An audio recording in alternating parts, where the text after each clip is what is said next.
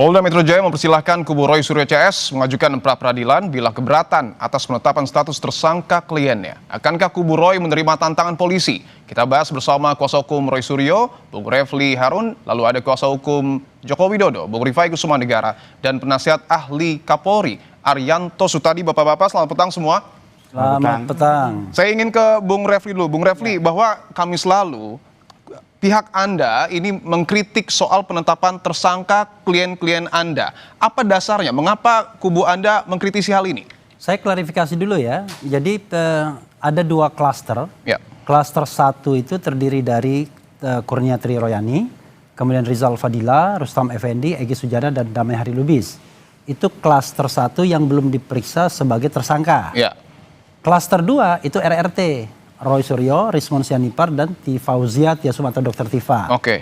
Nah, saya itu kuasa hukum atau penasihat hukum RRT. Oke. Nah, pembicaraan mengenai protes ini sebenarnya terjadi juga di kita. Kan tujuan kita mengikuti gelar perkara khusus itu, GPK itu adalah kita ingin diyakinkan secara precise sebenarnya apa sih yang menyebabkan RRT itu dijadikan tersangka. Ya. Nah, kita tidak mendapatkan jawaban yang memadai.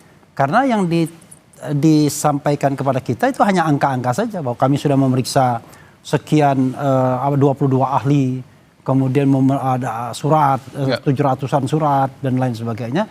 Tetapi misalnya lokus deliktinya di mana, kemudian tempus deliktinya yang mana, peristiwanya apa, nah, kita nggak tahu. Saya ingin tegaskan Bu Refli, artinya untuk Bung Roy Suryo CS ataupun Bung Roy, Dr. Tifa, dan juga Bung Rismon mungkin RRT ini sudah diperiksa sebagai saksi sebelum ditetapkan sebagai tersangka? Bukan, maksudnya sudah diperiksa sebagai tersangka. Oke. Ya kan? Nah, sementara mereka ini belum diperiksa sebagai tersangka yang kloter pertama tadi. Sampai sekarang belum pernah. Oke. Gitu. Oke. Tapi kan sebelum ditetapkan tersangka, status mereka terlapor. Ini yang kemudian dipersoalkan juga tidak diperiksa sebagai saksi, Bung Roy Suryo. Jadi sebenarnya saya bisa saja menjawab yang kloter pertama atau klaster pertama. Ya. Tetapi kan tidak etis karena saya bukan kuasa hukum mereka, bukan penasihat hukum mereka. Oke. Jadi Oke, kita fokus ke Bung Roy RRT ya. Ya, di antara mereka memang ada yang belum pernah diperiksa sebagai tersangka sama sekali. Siapa itu? Egy Sujana. Egy itu belum pernah diperiksa sebagai terlapor, belum pernah diperiksa sama sekali. Okay. Cuma kan saya kan bukan lawyernya. Nah, saya konsentrasi pada RRT saja. Oke. Nah, kita tidak merasa mendapatkan jawaban yang adequate, yang memadai ketika mengikuti gelar perkara khusus. Tanyakan aja kepada Rifai kan. Oke. Yang diberikan kepada kita hanyalah sebuah tempus delikti yang panjang sekali. 22 Januari sampai 30 April. Oke. Tapi peristiwanya apa aja yang nggak dibeberkan ke mereka. Kan misalnya gini. Kalau Anda dikatakan melakukan ujaran kebencian misalnya, pasal 28 ayat 2 Undang-Undang ITE 2024, kan Anda akan bertanya, peristiwanya apa, ya kan? Peristiwa pidananya di mana, lokusnya di mana, tempusnya di mana. Coba lihat putusan mengenai Sylvester itu, Matutina, kan jelas sekali kan, di depan Kejaksaan Agung kalau nggak salah ya, depan Kejaksaan, kemudian kalimat ujarannya kelihatan gitu kan, gitu. Dikutip secara precise. Kalau ini enggak, panjang sekali. Lalu kita mau membela bagian mana? Makanya saya katakan pada waktu gelar perkara khusus, sebenarnya tidak ada pasal yang bisa dikenakan kepada mereka dari 6 pasal yang untuk sementara dituduhkan ke mereka. 310 KUHP, 311 KUHP, kemudian 27A Undang-Undang ITE. Itu semuanya tidak bisa disangkakan. Karena kita bisa sangkal semua itu. Saya ingin tanyakan ke Pak Arianto bahwa kubu dari Roy Suryo CS ini masih mempertanyakan. Roy Suryo ini masih mempertanyakan soal penetapan status tersangka mereka. Tanggapan Anda, Pak Arianto? Ya, itu tanggapan biasa, Pak. Dari seorang tersangka, itu selalu kalau dijadikan tersangka pasti nggak terima. Dia merasa bahwa haknya itu dilanggar. Itu sudah biasa itu, Pak. Tetapi yang namanya menetapkan tersangka itu ya, dari penyidik itu, dia hanya dasarnya kepada bukti awal, Pak. Bukti awal itu cukup nggak 2 gitu kan. Dan yang namanya alat bukti itu kan ada 4 itu ya. 1 dokumen, keterangan saksi, keterangan ahli, barang bukti, terus dokumen digital, kalau sekarang tambahnya gitu. Nah, sepanjang dia dapat 2 itu, ya otomatis dia bisa menemukan dan ada LP. Tapi kalau ada 2, Pak Arianto, maka dia langsung baik. Tapi ketika ada narasi yang menyebutkan bahwa Bung Roy Suryo ini sebelum jadi tersangka ini tidak pernah diperiksa sebagai saksi, tapi langsung diperiksa sebagai terlapor. Itu bisa ditetapkan langsung sebagai tersangka? Bukan, kalau yang namanya Pak Roy sama 3 tersangka yang belakang itu sudah diperiksa dulu pertama kali, diundang dari klarifikasi juga itu sudah diperiksa. Sudah diperiksa sebagai saksi ya? Jadikan tersangka, iya. Sudah kemudian setelah jadi tersangka dalam tahap penyidikan pun sudah diperiksa lagi. Bahkan itu kan durasinya kan mulai dari April sampai kemarin itu. Betul begitu ya, Bung Refli ya? Iya, Gini, kalau memang. saya ya. Tapi betul Kan sudah pernah mengikuti diperiksa itu. sebagai saksi atau belum sebenarnya ini? Jadi gini, saya tidak mau menjawab itu ya, karena yang konsentrasi saya adalah pasal-pasal yang dikenakan. Kalau itu kan tanyakan kepada yang kloter yang pertama. Artinya tidak bisa ditanyakan ke RRT? Bisa saja, tetapi saya merasa nggak punya hak untuk menjawabnya. Itulah. Yang punya hak untuk menjawab mereka. Tetapi kalau ditanyakan kepada saya, apakah pasal-pasal yang dikenakan kepada mereka yang RRT itu 6 pasal tersebut memadai, sudah jelas, sudah tegas, saya mengatakan pasal-pasal tersebut nggak jelas. Bahkan saya mengatakan sontoloyo dalam beberapa kesempatan. Saya bisa tunjukkan sontoloyonya di mana. Nah, jadi ini kan kita berargumentasi, bukan kita bicara tentang soal klasik. Wah, kalau tersangka pasti ngomongnya begitu. Enggak begitu dong, Pak Arianto. Dengarkan dulu Iya dong. argumentasinya saya kan apa, boleh ya kan? Pandangan saya kan, Pak. Nah, jadi argumentasi yang kita bangun apa? Makanya Anda tanya, kenapa 6 pasal itu kita anggap sontoloyo atau tidak memadai, tidak adequate untuk dikenakan kepada RRT. RRT sekali lagi ya, Roy RRT ya. ya. Saya ingin tanyakan ke Bung Rifai bahwa 6 pasal yang kemudian disangkakan kepada RRT ini disebut sontoloyo. Tapi tahan dulu, kita akan kembali membahas terkait dengan polemik ijazah Jokowi usai jeda. Tetaplah di Kompas Petang. Kami lanjutkan dialog terkait dengan polemik ijazah Jokowi. Saya ingin ke Bung Refli. Bung Refli, singkat saja. Dari 6 pasal yang kemudian Anda pertanyakan dan disebut tidak bisa disangkakan kepada trio RRT, pasal mana yang paling tidak bisa dilekatkan? Pasal 32 dan pasal 35 Undang-Undang ITE 2008. Alasannya? Alasannya karena contohnya misalnya Roy Suryo dianggap mengedit sebuah dokumen agar tampak otentik. Dari mana Roy Suryo ada Tifa kemudian Rismon mengedit dokumen agar otentik? Yang dikatakan sebaliknya bahwa dokumen itu palsu. 99,9% palsu. Lah, kok malah dituduh dia mengedit suatu dokumen yang palsu atau yang tidak beres menjadi yang tampak otentik? Kan terbalik malah. Saya ingin tanyakan salah satunya ya. Baik, saya ingin tanyakan ke Bung Rifai, ada 6 pasal yang paling utama adalah Roy Suryo disebut tidak mengedit ijazah Jokowi. Tanggapan Anda? Jadi pertama yang kami laporkan ini 5 pasal, bukan 6 pasal ya.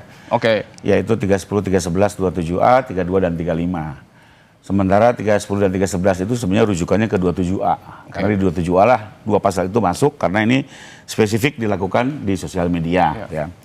Lalu mengenai 32, 35 ini sebenarnya clear sekali sebagaimana pemirsa juga ketahui bahwa sejak Januari sampai April Bang Roy Suryo, Rismon khususnya ya, melakukan atraksi IT di sejumlah media, termasuk sosial media ya, di mana beliau menggunakan berbagai aplikasi ya, menguji seolah-olah ijazah digital dari Pak Jokowi dan menyatakan ijazah itu palsu. Nah, ini yang membuat khususnya Pak Jokowi merasa penasaran, kok bisa ijazah yang beliau dapatkan secara sah dari UGM setelah mengikuti 5 tahun kuliah, tahu-tahu dinyatakan ini menjadi palsu dengan sebuah aplikasi tertentu yang digunakan oleh mereka.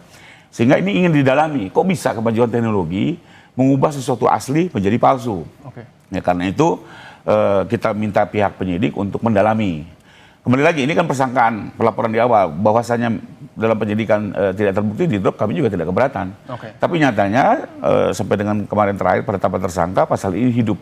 Bahkan dikuatkan juga oleh berbagai alat bukti, termasuk juga sejumlah ahli, ya, ahli digital forensik, ahli IT. Ya. Jadi sejauh ini mungkin dugaan kami bahwa memang ada penggunaan, pengubahan, pemotongan data, lalu rekayasa IT, itu terbukti adanya dalam konteks persangkaan ya. Kembali lagi ini masih persangkaan, nanti akan diuji di pengadilan, kami terbuka saja, silakan. Kemarin juga waktu digelar, kami sampaikan, kalau memang alat buktinya kuat, ya lanjutkan, kalau tidak alat buktinya tidak kuat, ya di-drop saja pasalnya. Tapi rupanya dari kesimpulan penyidik, mereka telah mendapatkan alat bukti yang cukup untuk tetap mencoba menguji pasal 32 dan 35, karena ini bahaya sekali, Mas. Masyarakat itu kalau hanya sekedar dengan Pak Roy bicara palsu-palsu, mungkin orang bisa mengabaikan. Tapi pada saat digunakan satu atraksi IT, ini bisa masyarakat langsung terprovokasi, bahkan cenderung percaya. Ini sangat bahaya. Di era post truth ini penggunaan IT betul-betul harus hati-hati, apalagi kalau sampai merugikan atau mencemarkan. Coba saya bacakan pasalnya ya. Boleh saya ke Pak Arianto dulu ya. Saya ke Pak Arianto dulu. Pak Arianto, bahwa ini dipersoalkan adalah pasal 3235 dan penyidik ini dalam tanda kutip menyasar trio RRT, bukan yang pengupload. Apakah ini sudah tepat, Pak Arianto? Saya tidak akan mengatakan itu tepat apa tidak ya. Karena saya itu nggak ngelihat alat buktinya yang ada. Tapi yang ingin saya sampaikan di sini adalah penyidik itu memasukkan pasal-pasal itu ya. Itu berdasarkan bukti-bukti yang ada, bukti digital yang dikumpulkan yang ada 710 itu, dan kemudian keterangan daripada para ahli, keterangan ahli yang mengatakan kalau begini ini masuk pasal ini apa tidak, kemudian saksi-saksi yang lain yang menguatkan apakah bukti ini benar, atau bukti yang direkayasa apa tidak. Dari situlah kemudian ditetapkan bahwa itu pasalnya masuk, bukan penyidik yang menentukan, tapi dari semua ya, alat bukti yang ada dikumpulkan, masuk, dihitung-hitung, oh ini lebih daripada 2, ya sudah jadi. Perkara itu nggak diakui, ya wajar saja. Seperti saya katakan ya, saya pengalaman penyidik itu ratusan bahkan ribuan kali kasus. Di setiap penyidikan kasus, pasti tersangka maupun penasihat hukumnya menyatakan bahwa tersangkanya itu tidak bersalah. Itu sudah umum gitu. Nah, kalau ada kayak gitu, ya tinggal pra-peradilan saja. Gak susah itu Pak, ya gitu masih. Soal pra-peradilan yang kemudian menjadi tantangan dari polisi, Bung Refli, apakah kemudian pihak Anda akan menjawab dengan melakukan pra-peradilan? Sebenarnya saya belum puas dengan pasal 35 tadi ya, itu simplifikasi yang dikatakan itu. Tetapi intinya adalah saya satu poin ya, yang tepat untuk pasal 35 itu Andi Azwan ya, bukan Roy Suryo, karena Andi Azwan mengatakan dia mendapatkan scan asli, padahal ternyata setelah diteliti bukan scan asli, tapi dia mengambil juga dari upload. Dan sudah dilaporkan ke polisi. Nah, mengenai pra-peradilan, begini, kita ini kan seolah-olah everything is okay, ya kan? Negara hukum Indonesia, the rule of law dan lain sebagainya. Enggak begitu dong bro, ya kan? Kita tahu bahwa banyak hal-hal yang kemudian penegakan hukum itu nggak normal. Makanya saya katakan, if you're part of the government, then ke pra-peradilan itu gampang, bisa lolos. Tapi ketika Anda pada posisi yang berbeda, Anda harus hati-hati, bisa jadi jebakan Batman. Gini. Maksudnya apa itu? Gini, dari GPK tadi gerakan dari gelar perkara khusus ya, kita tahu bahwa tidak ada hal yang rasional yang bisa menersangkakan RRT. Kan cuma dikatakan ada 700 bukti dan lain sebagainya. Seperti Pak Arianto bilang. Tapi tolong tunjukkan tempus deliktinya mana, lokusnya mana, peristiwanya apa, nggak bisa. Dia main blanket aja, wah disatukan saja begitu. Nggak bisa begitu tindak pidana, nggak boleh pakai kalau dia kena dia juga kena kan. Nah Nah karena itu kita lihat kalau kita melakukan pra-peradilan, teman kita berdiskusi tuh baru tadi. Ini bakal jebakan Batman, artinya it could be menjadi alat legitimacy bagi sebuah proses penyidikan yang unprofessional seperti ini. Artinya Anda ingin menyebut bahwa ketika mengajukan pra-peradilan sifatnya nanti akan tidak independen lembaga peradilan kita? Are you sure sudah independen right now? Saya balik tanya. Saya bertanyakan ke Pak Arianto. Silakan Pak Arianto. This is a challenge for you. Kita tuh negara hukum. Itulah memang instrumennya ya kayak gitu. Tapi kalau kemudian dengan asal-asalan ngomongin apakah nggak benar, jadi kalau gitu kita nggak boleh memakai gitu. Saya pikir ini kalau yang berbicara gitu orang yang nggak ngerti hukum, saya nggak apa-apa. Tapi kalau orang yang bicara mengenai hukum itu namanya menyesatkan itu. Kalau itu pandangan saya kayak gitu Pak.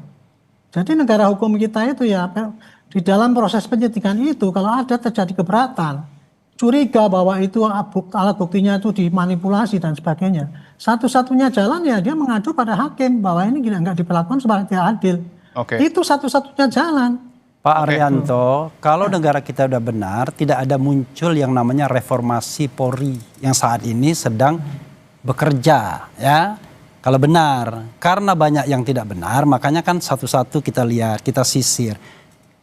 Anda kan juga punya pengalaman ketika melamar sebagai KPK. Jadi maksud saya, kita ini realistis lah ya. Saya juga mengakui kalau memang betul, kita katakan betul. Tapi kalau banyak hal, gini, kita ini bicara kalau saya angkat lagi pada level konstitusi, kebebasan berbicara, mengeluarkan pendapat baik lisan dan tulisan, negara yang menghukum seseorang yang berpendapat itu negara yang demokrasinya low level. Itu yang ingin saya katakan. Artinya argumentasi Anda ini apakah kental kaitannya dengan nuansa politis? Gini, hukum dan politik itu like two side in one coin. Dua sisi dari mata uang yang sama. Jadi kasus ini tidak mungkin kita hilangkan dari unsur-unsur non-hukumnya, non-yuridisnya. Itu udah pasti karena menyangkut seorang mantan penguasa yang still powerful until now. Itu kan masalahnya. Ini baik. Berhubungan sama Jokowi, bukan berhubungan sama Rifai aja. Saya ingin tanyakan langsung ke Bung Rifai bahwa kubu Bung Roy Suryo CS ataupun RRT ini meragukan proses hukum kita. Tanggapan Anda? Ya, kembali lagi kalau saya sih kebetulan juga kami advokat ya, sering juga mendampingi di posisi tersangka. Wajar-wajar saja ini di-challenge karena kami juga menginginkan penegakan hukum ini kan berjalan baik, proper, profesional ya. Dan itu juga diamanatkan oleh Pak Jokowi berkali-kali. Jangan sampai orang yang tidak bersalah justru diseret, tapi juga orang yang bersalah malah dilepas. Ya, itu udah antipati. Maka kami juga membiarkan ini dengan waktu yang cukup. Cuma memang yang menarik adalah begini. Sebenarnya penyidik berkewajiban menjelaskan ya pasal apa yang dituduhkan, apa peristiwa yang dituduhkannya, bahkan itu ada di dalam surat panggilan biasanya gitu. Nah kalau mau didalami bisa juga sebenarnya pengacara itu berkomunikasi dengan penyidik mendalami maksud dari surat panggilan ini. Ya kita berharap gelar perkara kemarin, tapi ternyata tidak. Ya, tapi juga yang disayangin Bang kemarin yang kita kan sama-sama digelar. Justru beberapa teman-teman malah membahas perkara di Mabes yang sebenarnya tidak ada kaitannya dengan perkara di Polda. Itu klaster 1, klaster 2 kan tidak. Terus ada lagi yang bicara ada laporan mau masuk nggak diterima. Itu kan nggak konteks, akhirnya nggak fokus. Tapi kalau fokus kemarin misalnya, ini pasalnya apa sih, perbuatannya apa gitu ya. Sementara juga kan kami juga melaporkan peristiwa di dalam LP itu ya. Peristiwa dan pasal. Ya, ada peristiwa, Bang. Peristiwa artinya apa yang membuat kami tercemar, yaitu 31 objek yang tertera gitu ya. Dan 32, 35 itu lebih kurang terkait dengan atraksi. Kami berpendapat atraksi yang dilakukan itu tidak sah sebagai digital forensik. Baik. Saya ingin tanyakan ke Bung Refli, penegasannya artinya apakah trio RRT ini akan mengajukan pra-peradilan? No. Tidak akan? Tidak akan. Karena saya katakan nanti hanya akan menjadi alat legitimasi bagi proses penyidikan yang menurut saya tidak profesional. Kalau dibilang proporsional, saya bilang tidak proporsional. Dibilang profesional, saya bilang tidak profesional. Dibilang independen, saya katakan tidak independen. Boleh dong saya pakai negative side ya kan. Karena klien saya yang diancam dengan hukuman 12 tahun penjara. You can imagine orang bikin buku, orang komentar di Twitter dan lain sebagainya, tiba-tiba ancaman hukumnya 12 tahun penjara. Masa hati nurani kita tidak tergerak dalam penegakan hukum seperti ini? Koruptor saja cuma dihukum 3,5 tahun dan lain sebagainya. Tiba-tiba orang yang menulis buku dengan referensi yang sangat bagus. Coba lihat Jokowi's White Paper itu. Tulisan Dr. Tifa itu bahkan dikatakan itu setara dengan doktor, bayangkan. Anda belum baca kan? Rifai juga belum baca, coba baca bagiannya itu. Ya kan? Bagaimana referensi dan lain sebagainya. Itu, tapi beda pandangan. Ya. Justru kalau kami lihat, yang kami laporkan lagi-lagi temposnya 22 Januari sampai 30 April. Di seluruh tayangan tidak pernah 3 orang ini mengklaim, saya sedang meneliti, saya sedang melakukan penelitian akademis. Nggak ada sama sekali. Tidak ada sama sekali? Tidak ada, silakan buka, itu kan alat buktinya ada, tanggal-tanggalnya ada. Dan sampai sekarang ini masih tayang. Mereka langsung menyerang. Ini palsu, ini nggak bener, ini palsu begitu kan. Bahkan yang namanya hukum kalimatnya, itu, mohon maaf, asingkan Jokowi, rusak kambangkan. Sehingga kita lihat, ini bagian dari kelompok Bang Egy yang kok menyerangnya brutal sekali, bahkan menggunakan alat bantu. Nah, lalu setelah kami laporkan, barulah ada isu baru bahwa mereka ini seolah-olah peneliti. Jadi kami sih menganggap soal penelitian ini adalah bagian dari upaya pembelaan. Gini, saya menghormati ya, saya tidak mau motong begitu aja gini. Gini ya. Kita harus bedakan kelompok Egy Sujana dengan kelompok RRT. RRT ini tidak ada kaitannya sama kelompok Egy Sujana. Kelompok Egy Sujana itu namanya TPUA, Tim Pembela Ulama dan Aktivis. Itulah yang pertama kali menggugat soal keaslian ijazah Jokowi. Sementara RRT ini datang belakangan. Rismon itu kan gara-gara dia melakukan uji forensik, digital forensik. Roy Suryo telematika. Nah sementara Dr. Tifa neuropolitika. Masa kita deklar, saya sedang melakukan penelitian dan lain sebagainya. Kan kita ngomong aja, tetapi begitu ada bukunya, begitu ada tulisan yang secara ilmiah bisa dipertanggungjawabkan, ternyata dia melakukan itu. Adapun biasa lah kalau kandidat doktor dan lain sebagainya kan biasa kritis itu biasa kan, karena dia mengamalkan melaksanakan ilmunya. Baik, saya ingin tapi berbeda dilakukan di sebuah media secara terbuka. Baik, kita sudah mencemarkannya, Pak. Kan biasa. Baik, kami sudah terima intinya. Saya ingin tanyakan ke Pak Arianto bahwa klaim dari Bung Refli Harun adalah dalam tanda kutip ya, ini peneliti ditersangkakan karena sudah meneliti ijazah Jokowi, warga negara yang sedang berpendapat mengeluarkan pendapat baik secara lisan maupun tulisannya dilindungi oleh konstitusi dan sedang bertanya kepada kepala negaranya yang ketika itu menggunakan ijazah untuk melamar sebagai presiden Republik Indonesia. Loh kok tersangkakan? Anda Pak Arianto terkait dengan pernyataan Bung Refli? Ya itu gitu ya. Di negara kita itu negara hukum ya. Apa yang bertindak dilihat di hukum itu bisa didefinisikan itu melanggar aturan apa tidak. Itu yang menentukan ahli-ahli yang tahu mengenai itu pelanggaran apa tidak. Kalau orang tidak ahli ya dia pakai berargumentasi dengan sudut pandang dia itu sebagai kebebasan berpendapat. Tetapi cara menyampaikan pendapat itu, ya kritik itu kalau berdasarkan dengan sopan itu mungkin tidak kena undang-undang. Tetapi kalau kritik itu disampaikan dengan menghujat sehingga menimbulkan kebencian, menimbulkan keonaran, perpecahan dan sebagainya, itu termasuk dalam satu delik. Itu jadi itu ya harus dilakukan pakai jalan hukum. Itu. Jadi kalau seandainya semua itu pada konstitusi nggak jelas itu.